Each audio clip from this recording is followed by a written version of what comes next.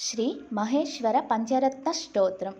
प्रातः स्मरामि परमेश्वरवक्त्रपद्मं पालाक्षिकीलपरिशोषितपञ्चबाणं भस्मात्रिपुण्ड्ररचितं मणिकुण्डलाद्यं कुन्देन्दुचन्दनसुन्दरसमन्दहासं प्रातः भजामि परमेश्वरबाहुदण्डान् काट्वाङ्गशूलहरिणाहि पीनाकयुक्तान् गरिकपोलकुचरचितपात्ररेकान् सौवर्णकङ्कणमणिद्युतिभासमानान् प्रातर्नमामि परमेश्वरपादपद्मं पद्मोद्भव मरमुनीन्द्रमनोनिवासं पद्माक्षनेत्रसरसीरुहपूजनीयं पद्माकुशध्वजसरोरुहलाञ्छनाढ्यं प्रातः स्मरामि परमेश्वरपुण्यमूर्तिं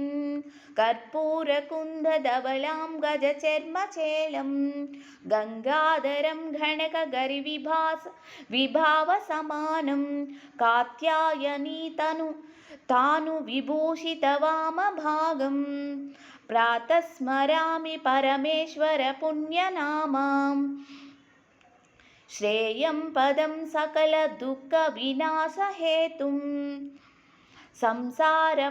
संसारतापशमनं कलिकल्मषाज्ञं गोकोटिदानफलं स्मरणेन पूसाम्।